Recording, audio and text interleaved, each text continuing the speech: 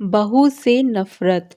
Mummy, मैं कह रहा हूं ना, मैं सिया से ही शादी करूंगा, अन्यथा मैं जिंदगी भर कुंवारा रह जाऊंगा और यह मेरा अंतिम निर्णय है। अब इस विषय पर मैं आपसे आगे बहस नहीं करूंगा। तभी अभिनव की माँ रमा जी ने कहा, बेटा तू समझता क्यों नहीं है? हमने तेरे सामने सिया की जन्म कुंडली पंडित को दिखाई थी ना, और उन्होंने सिया की कुंडली में मांगलिक दोष बताया है।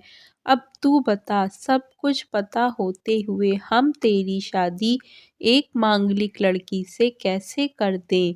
तू जानता नहीं कि मांगलिक दोष वाले की जीवन साथी की मौत जल्दी हो जाया करती है, इसलिए तुझे मैं समझा रही हूँ, तू भूल जा सिया को।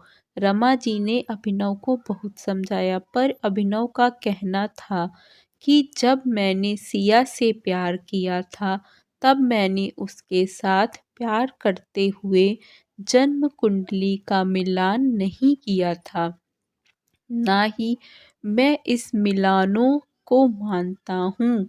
इसलिए अब बस मैं शादी करूँगा तो सिर्फ सिया से, और यह मेरा आखिरी फैसला है। आखिर रमा जी को अपने बेटे की जिद के आगे झुकना पड़ा और पंडित जी के द्वारा बताए गए अनुसार सिया के मंगल दोष को दूर करने के लिए अभिनव के साथ शादी करने से पहले सिया शादी एक पेड़ से साथ करवा दी गई, और उसके बाद सिया ने अभिनव से शादी करी। सिया दुल्हन बनकर अभिनव के घर आ गई, पर रमा जी को सिया को मांगलिक होना अभी भी खटक रहा था, और रमा जी उसे दिल से नहीं अपना पा रही थी, और घर में कुछ भी परेशानी आती तो उसका दोष सिया को ही दिया जाता। लेकिन सिया पढ़ी लिखी संस्कारी लड़की थी, और वह अपनी सासू माँ से मिलने इन बेवजह आरोपों को अपने दिल से नहीं लगाती थी, और ऐसे ही ससुराल में उसने दिन काट रहे थे। एक दिन अभिनव ऑफिस से जल्दी घर आ जाता है। तब रमा जी ने उससे पूछा, बेटा आज जल्दी कैसे आ गया?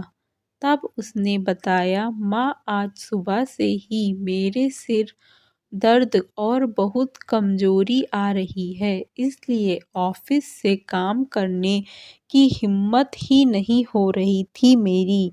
तब रमा जी ने कहा, चल बेटा जल्दी कर, हमें डॉक्टर के पास चलना चाहिए। तब अभिनव और रमा जी डॉक्टर को दिखाने गए। डॉक्टर को दिखाने के बाद मालूम पड़ा कि अभिनव को पीलिया हो गया है, और दोनों जैसे ही घर लौटे, रमा जी ने घर को सिर पर उठा लिया और कहने लगी, जब यह लड़की हमारे घर में आई है, तब से हमारे घर में परेशानी और बीमारी या भी साथ में लेकर आई है। इसके कदम ही अशुभ है। अब देखो, इसका मांगलिक दोष हमारे बेटे पर भी असर करने लग गया है। कल को अगर मेरी बेटी को कुछ हो गया तो कौन जिम्मेदार होगा? तभी सिया ने कहा, मम्मी जी प्लीज, और कितना नीचा दिखाएंगी मुझे?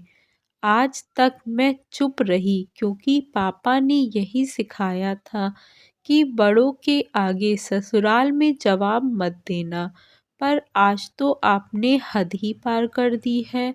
अगर मैं आज नहीं बोली तो जिंदगी भर खुद को माफ नहीं कर पाऊंगी। मम्मी जी, अगर आप पंडित जी पर भरोसा नहीं करती थी तो उनके कहे अनुसार आपने सारी मंगलिक दोष निवारण की विधियां क्यों करवाई? क्यों पहले आपने मेरी पेड़ से शादी करवाई? दोष मेरा मांगलिक होना नहीं है, बल्कि दोष तो मेरा आपकी बहू होना है, क्योंकि घर में जाने अनजाने में कुछ भी परेशानी आती है, उसको आप मुझसे जोड़ देती हैं। और जब कोई सास अपनी बहू से सिर्फ नफरत कर रही होती है, तब उसे यह बहुत दोष बेटे बहू को नहीं, पूरे परिवार को ही परेशानी में डाल देता है। और इस बहू दोष से मुक्ति भी सिर्फ सास ही दिलवा सकती है। बहू को अपनी बहू माने, उसे दिल से अपनाएं, उसे भी सम्मान दें और यह महसूस कराएं कि वह भी इस परिवार का सदस्य है।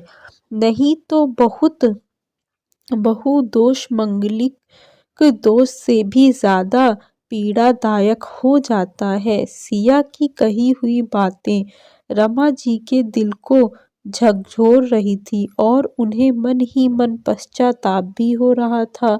उस समय उन्होंने सिया को कुछ भी नहीं कहा।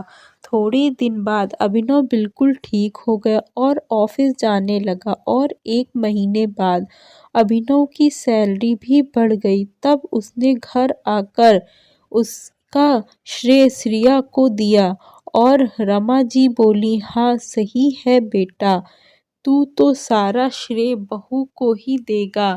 तेरी माँ का आशीर्वाद भी तो तेरी प्रगति के पीछे रहा है। तेरे साथ तू तो मुझे श्रेय देना भूल ही गया। तब अभिनव ने कहा, माँ इस बार सिया का मांगलिक दोष मुझ पर और ना ही मेरी तरक्की पर नहीं लगा। और माँ जब हम बुरी परेशानियों का श्रेय श्रेया को देते हैं तो अच्छे कामों का श्रेय भी तो सिया को ही देना चाहिए। तो इसलिए आज का सारा श्रेय सिया को जाता है, अभिनव ने हंसते हुए कहा। तब सिया बोली, अभिनव तो क्या तुम भी मुझे ऐसा समझते हो? तब अभिनव ने कहा, नहीं सिया, बिल्कुल नहीं, बल्कि मैं तो माँ को यह समझाना चाह रहा हूँ कि सुख दुख हमारे जीवन का हिस्सा है और कभी जीवन में खुशियाँ आती हैं तो कभी गम भी आते हैं। इसके लिए हमें परिवार के सदस्य या अपनी बहू को दोष देना उचित नहीं है।